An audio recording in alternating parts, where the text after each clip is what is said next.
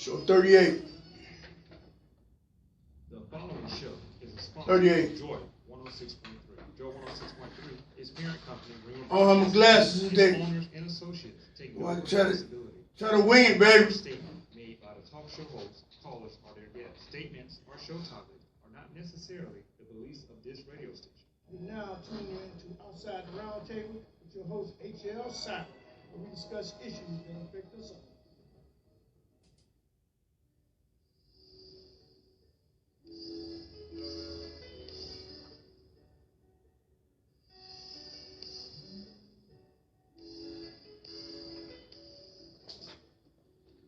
Good afternoon. Good afternoon, and welcome to Outside the Roundtable. I'm your host, H.L. Sacker. And like we do before every show, I'd like to take a moment of silence for the 336,000 loved ones lost this pandemic. So can you join me for a moment of silence, please?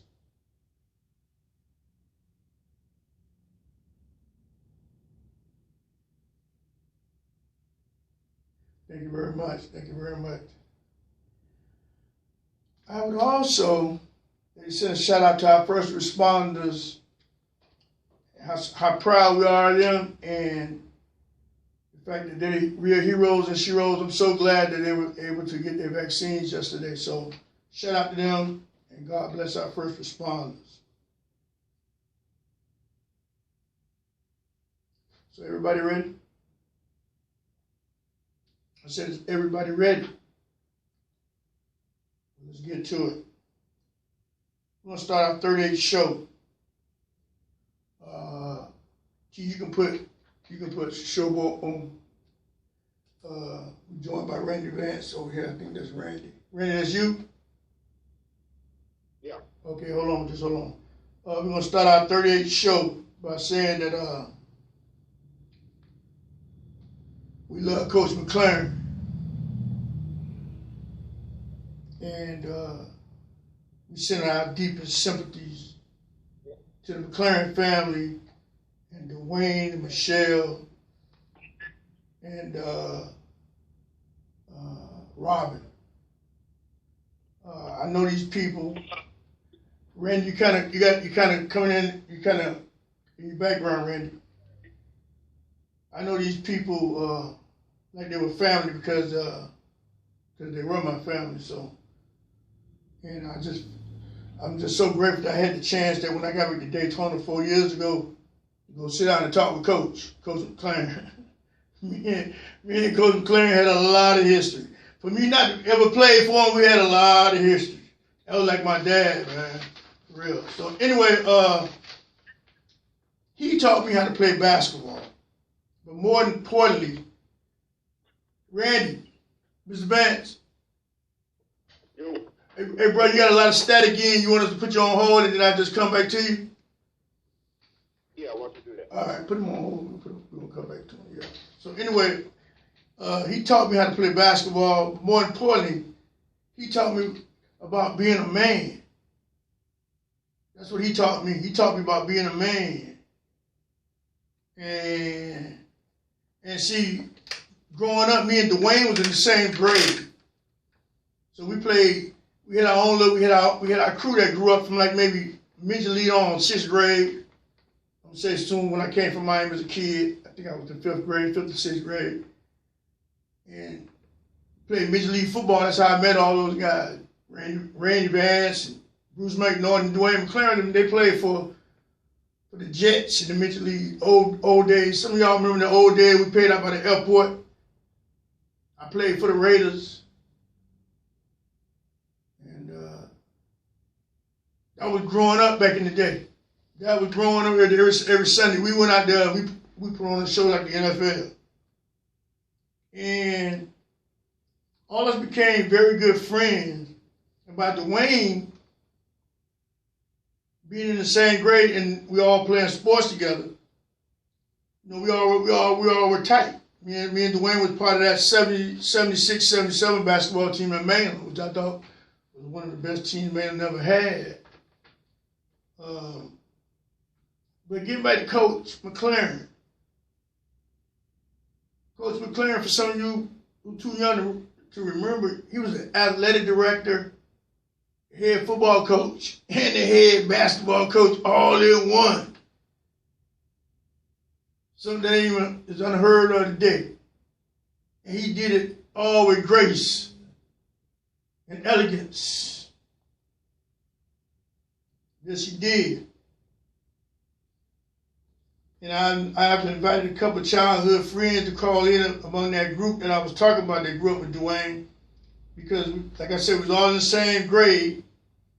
And I think Randy and Bruce played with Dwayne, with the Jets. So we were all part of growing up under Coach McClairen. Because to me, Coach McClairen is BCC. It's BCU now, but Coach McClairen is BCU, but it was BCC back in the day. And when you talked about Cookman, you talked about Coach McClairen. So if anybody want to talk about Coach today, 386-516-8030, 8031. If anybody want to talk about how he impacted your life, because he impacted mine, or some encounters you had with him. I had a bunch of them. Believe me, he was like my dad for real. So, and one of them, I want to talk about, one of them was when I was in Orlando. I want to share something about Coach McClairen. One of them was when I was in Orlando. We went to Orlando. See, Dwayne, his son, was a 7-foot high jumper in high school. Him and John Birch were both jumping 7 feet in high school. This is 76. That was almost, you could win the Olympics with a 7-foot back in those days. We had 2 on our basketball team and on our high school track team. Dwayne McClairen and John Birch, both of them was the best 2 high jumpers in America. I ain't talking about in Daytona. I ain't talking about in the state of Florida. I ain't talking about in the South. I'm talking about in America. All 50 states. Both the 2 top high jumpers came from mainland. John Birch and Dwayne McClairen. Look it up. Look it up. And they were going to a big event the basketball season was over, and they were going to, I think what you call it, the Florida Relays, which is the biggest track meet in Florida. And I got invited, and Earl Sneed, who was our other guard on the team, we got invited to the Central Florida 101 tournament. So we ride with them because they're the track team and they go in the same place, Evans Gym. And we ride with them. So when we get to the gym, they go to the track, and me and Earl go to the gym to sign in. Well, to make a long story short, I had no idea, that Coach McClairen would be over there. And everybody who knows me know I like to talk a lot of talk when I played. But I never would do that when Coach was around because I know he'd get on me because that was like my dad. So when I got to the quarterfinals, I made it to the quarterfinals of the Central Florida 101 tournament. But on the way, I played a guy, Lester Wright and Oscar Daniels. They were supposed to be the 2 top juniors in Orlando, in the whole Orlando. And I'm looking at them like, I'm going to eat them up. I ain't even worried about them. So anyway, they had a large contingency with them. And they had made it all the way to one game for the quarterfinals. So, and they ran into me. One ran into me, and I played the other one the next game. Well, when I beat Lester Wright, his dad started talking, his uncle started talking, so I started talking. And I beat him, but I got into a yapping thing, which really wasn't no good look. But I was a kid with no father, and nobody was really coming up telling me, don't do this, but Coach McClairen. But if he wasn't around, I wasn't trying to hear what nobody had to say. So anyway, I'm talking, I beat him. So the Orlando contingency we in Orlando gym now. The Orlando contingency starts to build up, and they start wanting me to lose because I'm talking so much trash. So I'm talking. I'm playing Oscar Daniels now. They're supposed to be the best 2. I done knocked off one. I'm playing Oscar Daniels. I'm just talking. I'm yapping. I'm just talking. I'm talking back and forth to his daddy while I'm playing him. The next thing I know, I hear somebody say, "Man, shut up and play ball." And the whole gym got quiet. And I looked up. I hadn't noticed that Coach McClairen came in the gym and sat on the first row right there at the half court line watching me. I hadn't even paid attention to who had came in. And, man, he let go of me, and, man, I felt so bad. But guess what? I knew I couldn't say nothing back to him. And everybody was licking and licking. Like, who is this man that don't got him to shut up when nobody else could get him to shut up? That was Coach McClairen. Randy, you there? Yeah, you still got me? Yeah, go ahead, man. You got any stories that you want to share about Coach McClairen?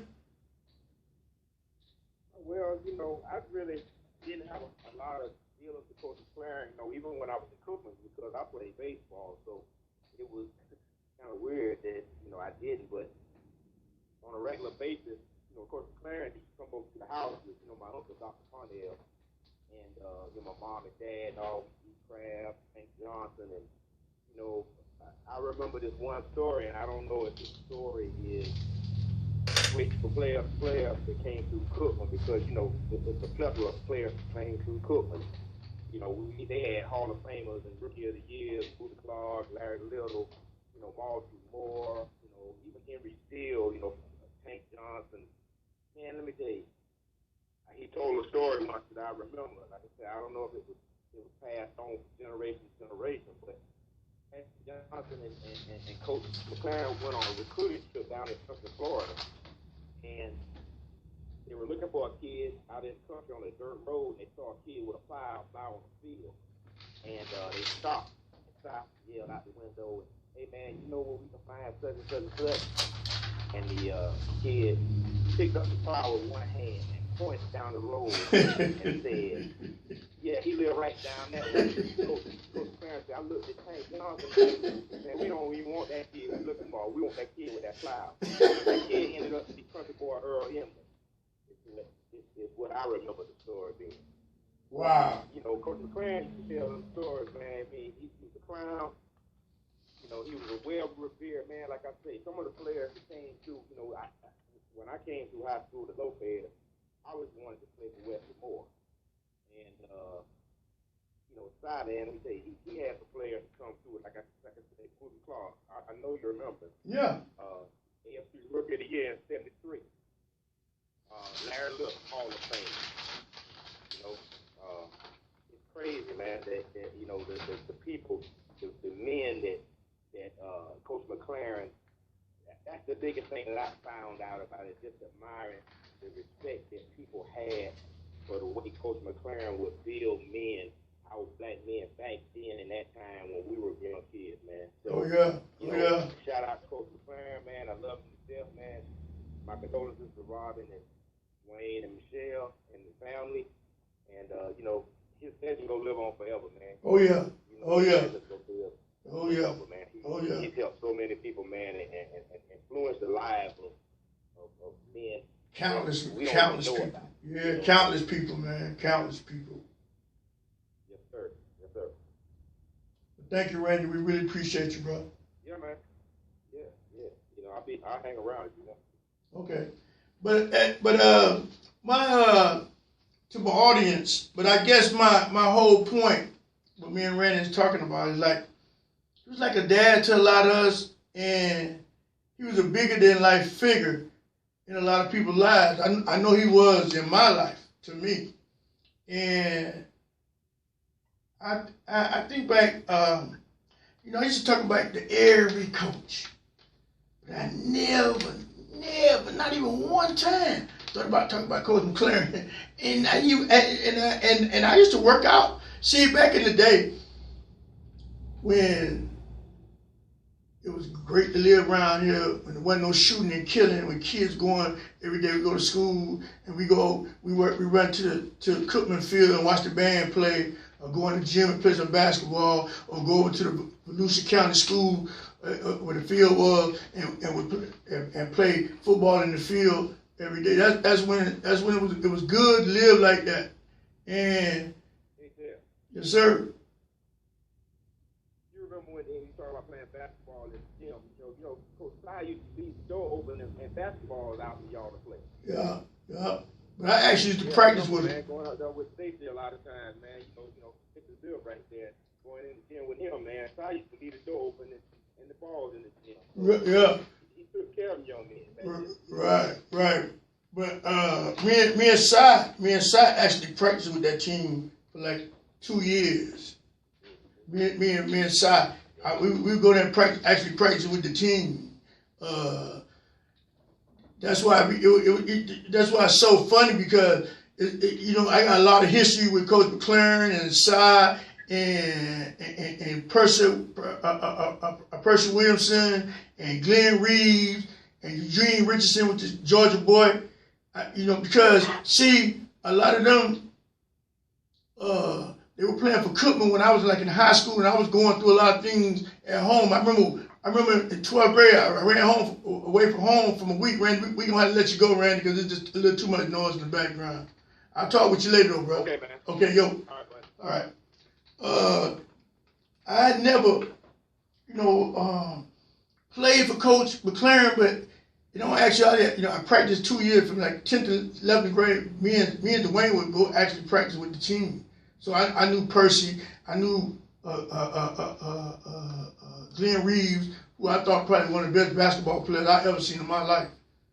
I mean, he had incredible handles. I still ain't seen a man right now that can handle that ball like Glenn handled that ball. Maybe with the exception of Derek Hopper, because he's my roommate in Illinois. But anyway, calling you on the air. Go ahead. This is Minister Darrell, the Minister of Sports. What's up, man? Hey, what's up, D? Hey, first of all, I'd like to give my condolences out to the McClairen family, Robin, Dwayne, Michelle. We all going to miss that. We all got our side stories. So I want to share one of our stories that you guys still count toward me every day. I remember like in 1981, I just finished my senior year playing football. And Si called me into the office with St. Johnson. And he said, look, son, you're a good kid. You're my homeboy. But we're going to make you the SID. Don Coble, SID Cookman, had just resigned. So Si dropped all the athletic teams as far as media and sports information into my lap. At age 22, I was the youngest SID in the nation. The very next day, I was traveling with Si and the basketball team throughout the media. I give him a lot of credit for what I did in radio, what I do in sports now, because he saw something in me that I didn't see. So I wanted to share that story with you, and I'm saying you have a great show. I enjoy it every week. Well, thank you so much, my brother. You can call it anytime you feel like it. This show over for everybody. And we mourning Coach today, man. And you know as well as I know, because we all grew up, in the same time. We all knew each other. You played for the Giants in Major League, right with us. You know what I mean? We were the better team. The Giants were the better team. Yeah, y'all was what? We were the better team. Y'all was a better team? We were the better team, the Giants, yeah. Yeah. But why we talking about y'all being a better team? I played for the Raiders. I was all the Raiders had. Right. And when we played the Giants, no, Corbin Christian wasn't even playing for the Raiders on them teams. Corbin Christian came when I was getting ready to go. Stop talking about Corbin Christian. Corbin Christian wasn't no Raider. He was a Raider, but he wasn't a Raider when the Raiders wasn't Raiders. Stop it. Okay. But anyway, I digress. Getting back to Coach McClairen. Yeah, but yeah, he did so much, man. And the thing about it is, I tried to emulate the kids that he brought in. You know what I'm saying? The Percy Williamsons, the Glenn Reeves, you know what I'm saying? The Georgia boys. I tried to emulate them because I remember in 12th grade, like I was saying, me and my mom got into it. I had left home for a minute doing school. About 3 or 4 days till Percy kicked me out, but I was staying in the dorm with Percy.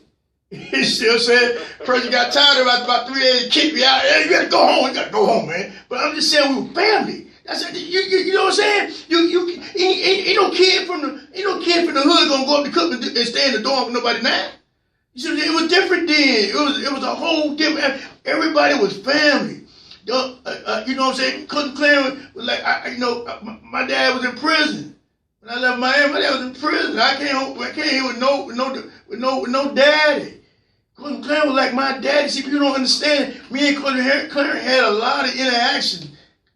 And me and Dwayne was just like another brother. You know what I mean? But let me finish my thought. Yes.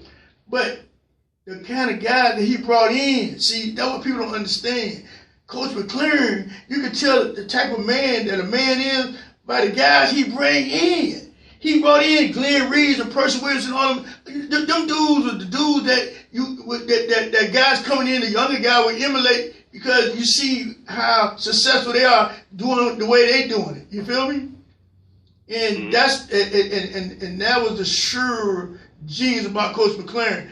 He touched so many people's lives, man. And I can't say that emphatically enough. But here's the thing, though.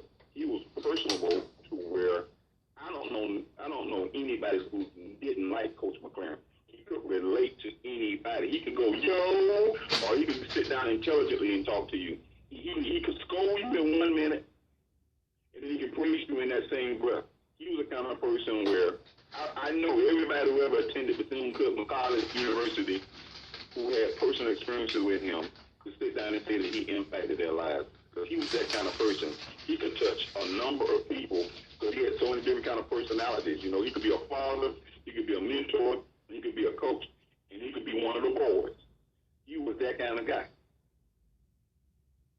I just know when I was at that Central Florida one-on-one tournament, he eased in on me. He got me on that. He eased on me. I ain't even see him. I'm running my mouth so much. I ain't even see him sitting there. Man, he went off on me. Man, I felt like an ant. You talking about somebody wanted to get up out that gym?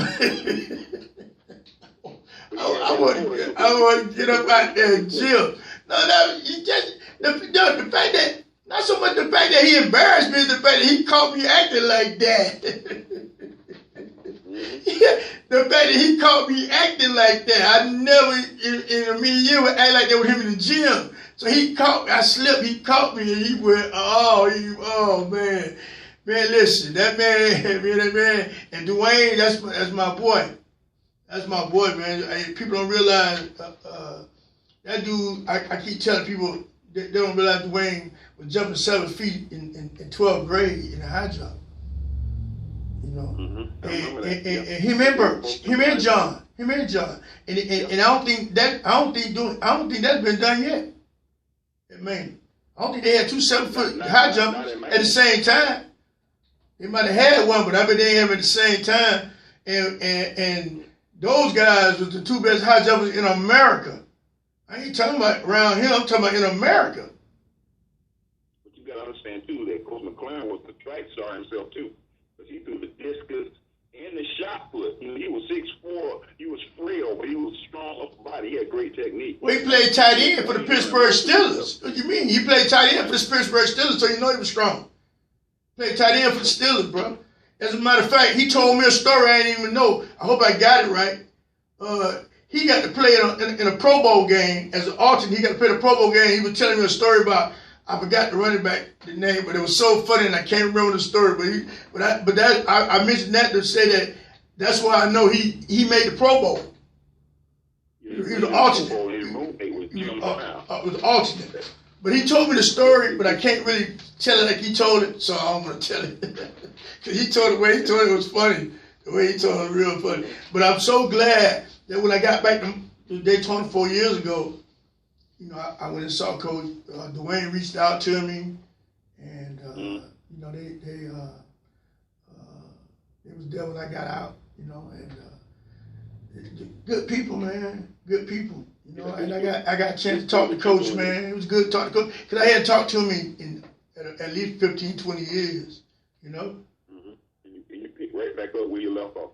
Yeah. That kind of person. Yeah. Man, it's good that you're doing this to me, man. I'm gonna let somebody else call in, man. But we'll be seeing each other before the new year out. We're gonna get together, man. We're gonna cook some steaks and pork chops, man. I'm gonna call Bruce today. We're gonna put that together. But you know, I don't mess with no pork chop, man. I eat crabs, bro. Well, you know who eats Stop it, bro. Bro, I don't eat no pork chops, bro. Maybe Chili does, but Chili supposed to be calling in, so I'm kind of hot with Chili right now. So okay. Chili ain't really Chili because I'm hot with him. So it's gonna be hot Chili. It's gonna be hot Chili. All right. All right, buddy. You have a good one, man. Yeah. But so many fond memories of Coach. So many fond memories of Coach, man. And I wish Percy. I wish I could have got a hold of Percy. I want some of them guys who played for him to call in, but I wasn't able to get a hold of some of them.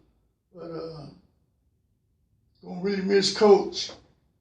I texted Dwayne this morning, and I really don't really know what to say. I'm really kind of lost for words right now because it's just still sinking in. So anyway, let's get back to this politics. 386-516-8030, 516-8031. Question of the day. Do anybody feel like these next few days with Donald Trump in office are going to be some of the scariest days in our lives? Do anybody feel that way? Because I do. Now, that's just me. 386-516-8031. That's just me. Maybe you feel different. But I'm wondering if a group of Obama followers, and they were black, were trying to subvert the government and subvert the will of the people in broad daylight, would the media be downplaying it the way they downplaying it? Calling you on the others, HL outside the round table. Go ahead. How you doing, HL? Oh, you finally showed up, huh? You finally showed up, Mr. McNoy. You finally showed up, huh? Hey, I tell you what, man, you're doing an outstanding job, brother. You know, and the reporting and the different things that you're talking about, and definitely today about Coach Stein. I mean, great man, great man. I've been getting texts and, you know, social media type stuff all from yesterday and today from, you know, people around the Steeler Nation up in Pittsburgh that, you know, they know Coach Stein, and they knew Coach Stein was a good man, and dude did some good things there his time up in Pittsburgh. Oh, yeah. Oh, yeah. Hey, Dale, man, what's going on with you, man? Man, I heard your fond memories of Coach Stein and everything like that, and you know, and Dwayne, you know, his son who we played with. You know, I actually had a chance to play him, you know, with the JC Jets. Yeah, y'all played with the Jets. Yeah, so I see where you going with this. You want me to bring up about all the years I don't play. I played the Big Ten. And you want me to tell you about the hardest hit that I got hit. Okay, everybody, because I know that's what he's aiming at. The hardest hit that I ever got hit was the Raiders playing against the Jets. And you had Dwayne McClairen, and you had Bruce McNorton, and you had Charles Bethune. All of them, they're not playing their position, they're just watching me. So it was a long game for me, but we almost, I was at the 1 yard line for the score. I was trying to hit the corner, and all three of them hit me at the same time.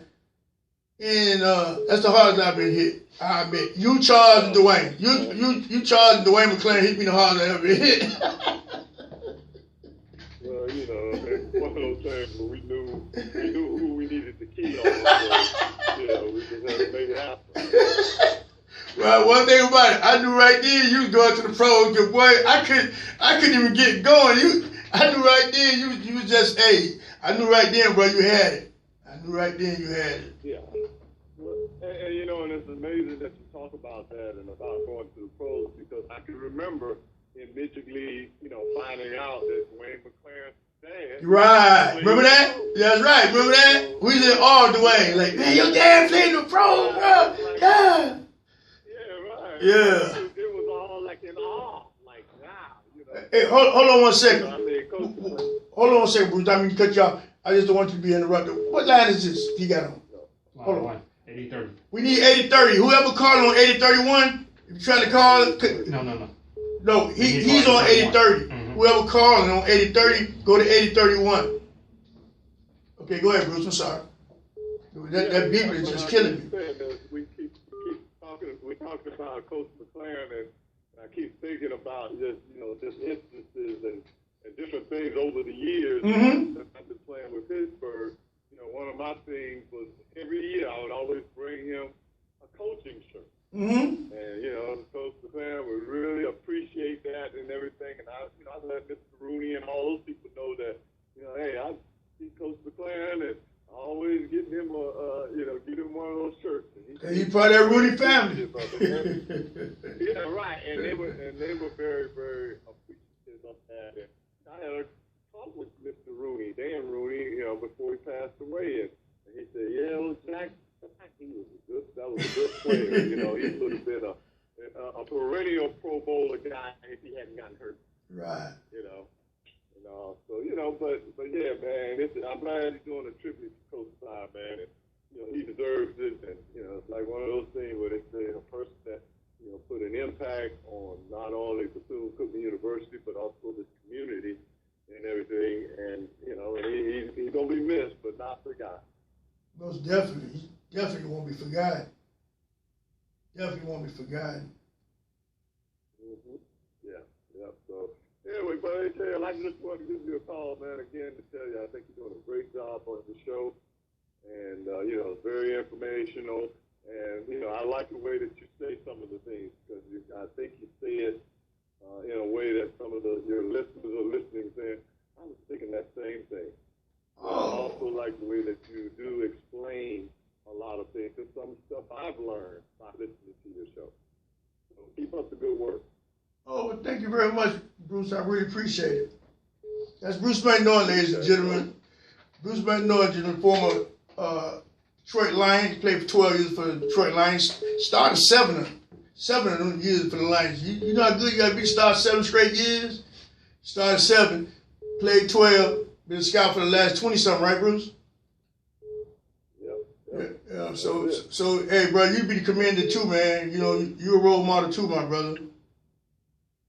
We're trying to do something, man. We hoping that this next year, get this pandemic on the way that we can, get our camp back on. Last year we didn't do it, the free football camp we do out at Derbyshire, but we're planning this year, to try to do it this year, and I think right now we're looking at June the 11th. It's the Friday, the second weekend in June. I think it's 11th and the 12th that we're going to do. And we also, too, and I think a lot of people don't know about this, too, is we do a seminar with the NCAA, which is really, really valuable for kids that are especially going into 9th grade, because we try to give them an insight on classes and prerequisites that the NCAA is that you need to have in place in order to play, athletics. Oh, that's very important. That's very important. We get a lot of that. Yeah, we get a lot of that information. We get some of the compliance people from Bethune-Cookman and Daytona State, as well as Embry-Riddle. Oh, okay. They come out and share information. So, it'll be some more information coming forth.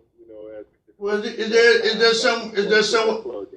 somewhere you want them to reach you at or something? I mean, go ahead. You got the floor. Whatever information that you want to assimilate, go ahead.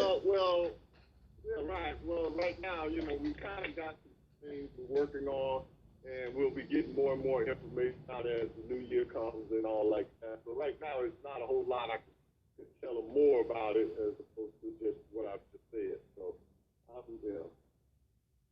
Okay. No problem, brother. Well, anytime you want to come and let everybody know, update information, you can always come right on this show. Okay, well, thank you very much, Mr. ATL. Appreciate you. Okay, thank you very much, bro. All right, you have a good day. You too. Calling you on the air. This is HL outside the round table. Go ahead. Yeah, what's going on, sir? How you doing today?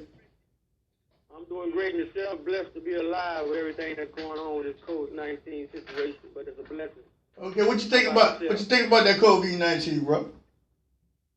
COVID-19 is something that we never thought we would ever have to experience in this world. But I mean, it's real, it's here. We just got to try to get through it and survive. And there's certain things we all got to do. It's attacking everybody. Okay. You got to turn your radio down a little bit, sir. Okay. Yeah, go ahead. The radio is turned down. So, I mean, like I was saying, Mm-hmm. COVID-19 is serious. It's real. It's something that we never believed that we would have to. Well, how's the COVID-19 affected you in your job? Because I think you got a trucking company, right? Yeah, what I'm saying, I'm an essential worker, so I mean, it ain't really affect us because the country and the world and the citizens in the world need certain things as essential people. So therefore, with this pandemic going on, they might need new washers, dryers, refrigerators, freezers, something to store their food, something to sanitize their clothes, and washers and dryers. So now people are spending money they might have had saved to protect themselves to the extreme. So therefore, if they had old refrigerators that wasn't doing right, they buy new ones. They had old washers and old dryers that have been catching lint for years. They're replacing it, buying new ones, up to date, so that everything will be sanitized in their home. So me, myself, and my employees, we go out and we perform these services as essential workers to make sure the customers get what they need or what they purchase. Okay. Well, as an essential worker, man, we appreciate you, brother. You know, we need everybody. We need those essential workers. Without them, we ain't got nothing. Yeah, I mean, you're doing a great job. I mean, bringing everything to the round table. So I mean, people that's not aware starting to be aware because I mean it might hit them at a certain light. Mm-hmm. I've lost a few people close to it, family members and all. Mm-hmm. That was in good shape, healthy. Just was out around people that might have been coughing or whatever, and they end up catching it and they gone. So I mean, wow. Basically, I know from a point, not just with the family members that caught it, that people were taking care of themselves, is in the jail system, is in the streets. It just knocked me to my feet to see it. When I'm out, I thought it was mandated by law that everybody had to have on a mask, but in certain areas in Miami, Broward County, people just don't take it seriously. They don't have on their mask. I'm in Boca Raton yesterday. I know that's a higher standard community, but these people walking the streets and don't have on no mask. The kids running up and down the streets barefooted. Wow. And nobody got on masks. So I'm like, well, what? And we essential workers, we have to go to these houses and make these deliveries. I'm saying if these people so concerned about what they buying and their health, but they got their kids running around outside barefooted. I mean, this thing is all out here. I mean, it's crazy. But these upscale citizens that stay in these upscale communities, for them to think that it's okay for them not to even wear masks. Yeah. From Boca Raton to Naples. They got that sense of entitlement, bro. You know? Yeah, I understand. Yeah, they got that sense of entitlement, man. You're absolutely right, man. They got that sense of entitlement, like you know, they're above the law too. You know, that's how people with money feel. They feel they actually feel. You know, the majority of them, everybody wants to buy. I got money, but I'm talking about people with money. I'm talking about real money. I ain't talking about. Cause you got a nice job at a company. I'm talking about people that own a bunch of companies. Those people feel they can commit a crime and do whatever they can do, and they don't feel they're supposed to go to jail. You're absolutely right. And then another thing, just because they stay in these communities and got a little money, they feel like the world is theirs. Yeah. But they don't understand the fact of when we come to do services for them, they still have to obey the COVID-19 CCC procedures that's been put in place. Right. Now, to tell you the truth, I believe once everything happens when the new year starts, I don't know what you think about this vaccine, but I really don't.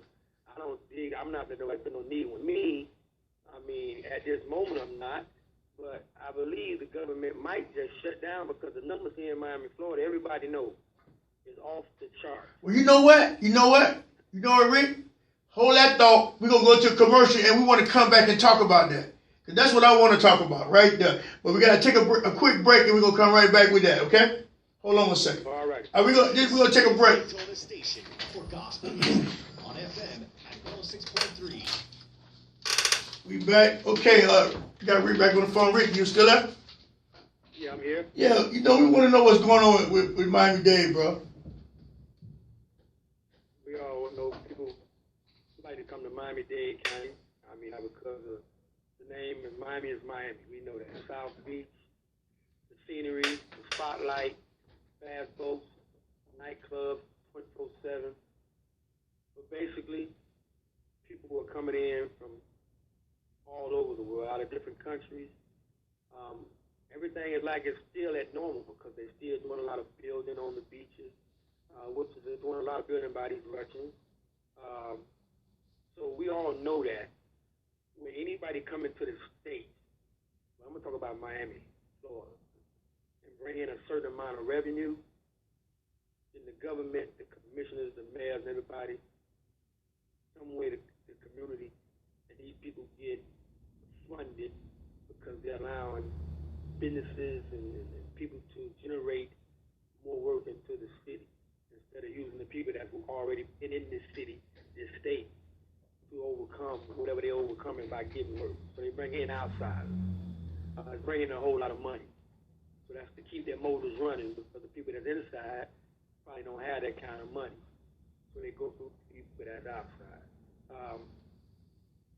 They put us back on curfew. But you see some of these same people, I've seen some of the police officers, the firefighters, the people that are supposedly the ones that should be setting out the example with the COVID-19 CCC procedures by covering their noses, their mouths, their hands, and everything. But I don't see them doing it. I mean, they get out in front of among one another talking with no mask. No nothing, and they law enforcement.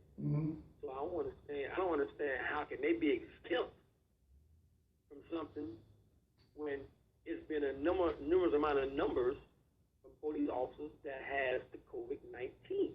And I'm not just speaking because I got certain insight where I do know because of my spouse is over certain areas.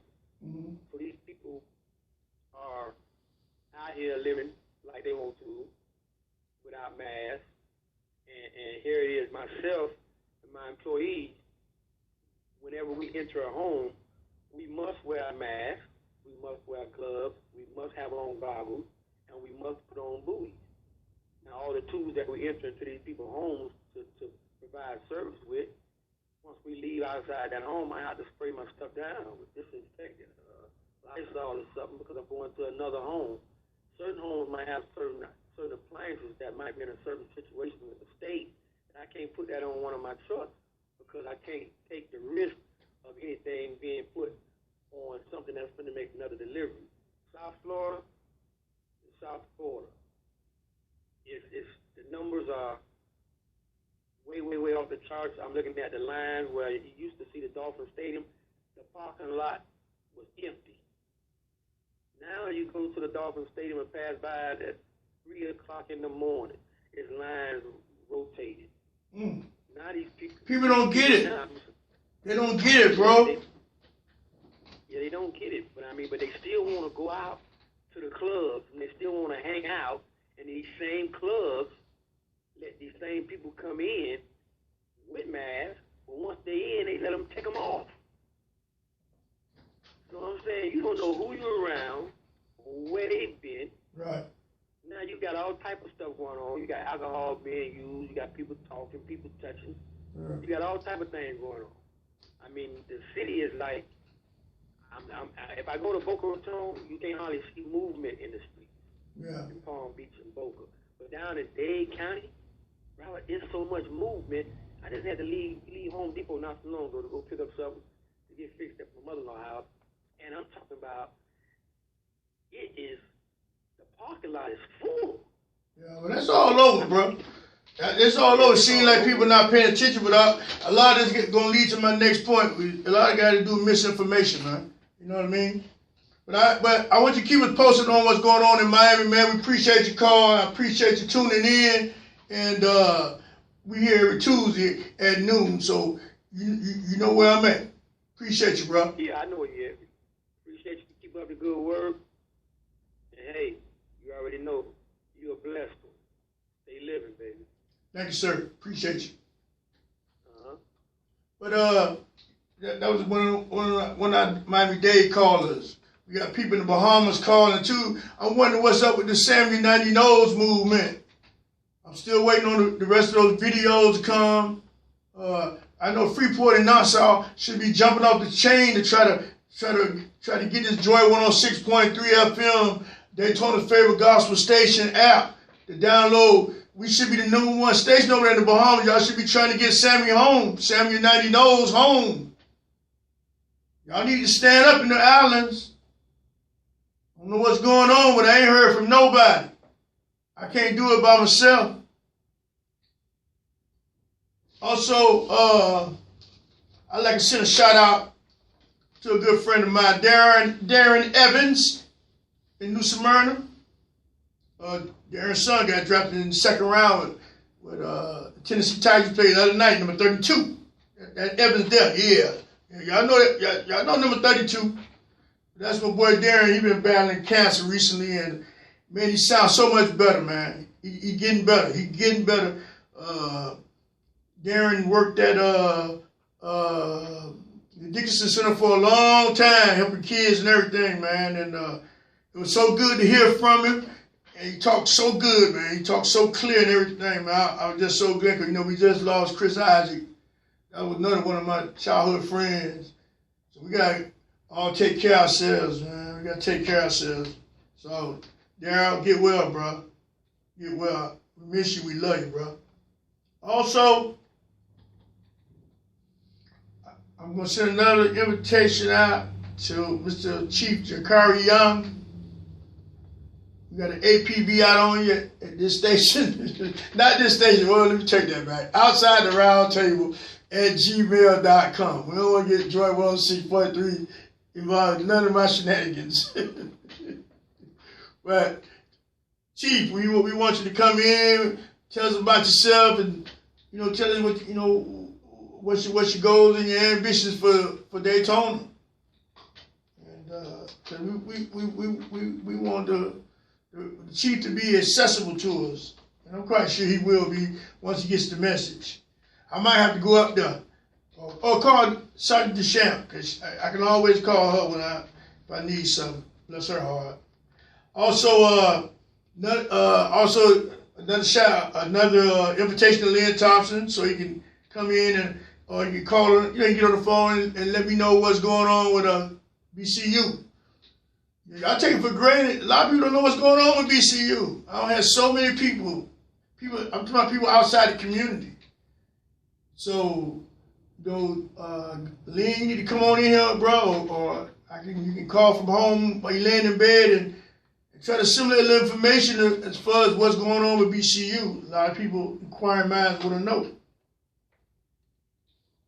Inquiring minds want to know. Getting back to my initial question. These people are subverting the government right in front of us. Everybody listen. This pandemic ain't going nowhere. It's gotten worse. We got to remember to wear our masks. I know we got pandemic fatigue. But we got to remember to wear our masks. Because these vaccines ain't coming for a while. And then, because somebody answer this. If black people are dying at a disappropriate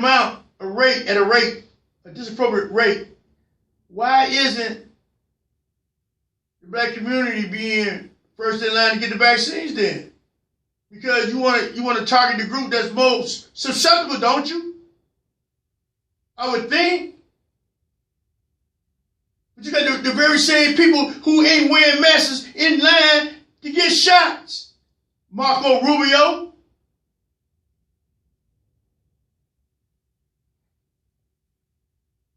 Oh, maybe that might be Dave Carter, man. Y'all need to do something about Marco Rubio. He's a joke.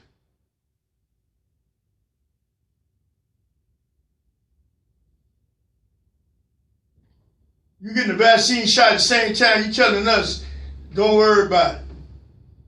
But you first in line. All y'all who's calling it a hoax, but somehow y'all first to get it.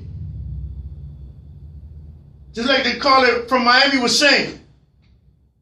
People in the rich neighborhoods and in the affluent neighborhoods, they're not even abiding by the rules, but then when the vaccine come out, they're the first to get it.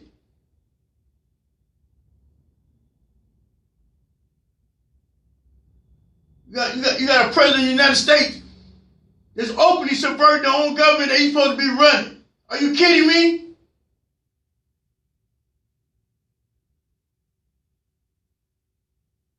You got a president that's coming in that's so soft. So ain't nothing going to get done of any substantial nature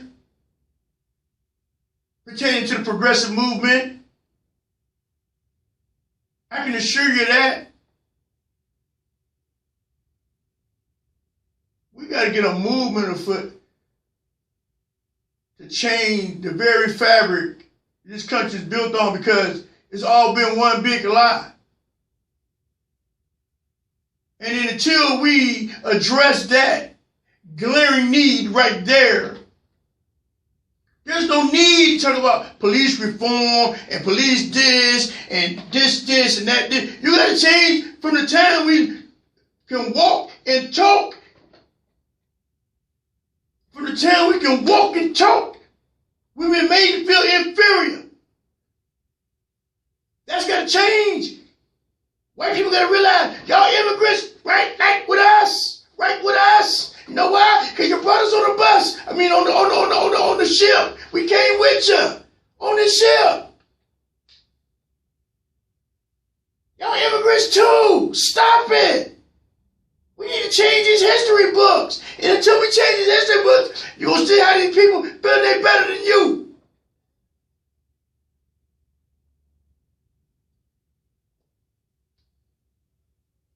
It's like you disregard the Indians, just like you try to disregard the results of the election. Y'all immigrants too. They ain't no good look to come to somebody's country and then put them on reservation and take over their country and then act like you holding it down.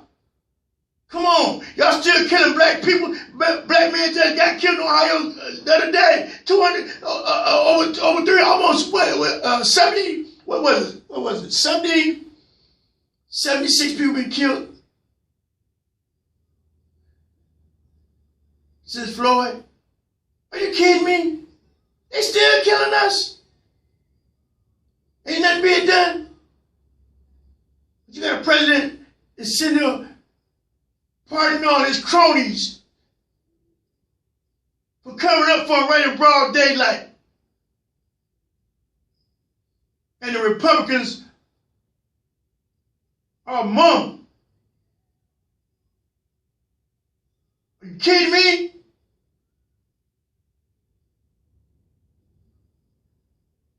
You got Louis Gohmert, who acting like Gomer Powell. So he attempting to sue the vice president?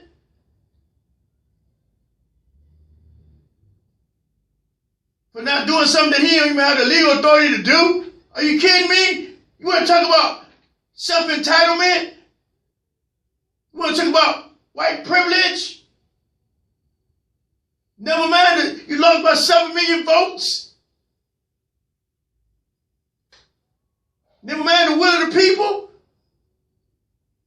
You don't care about the people, that's why you letting us sit here and suffer.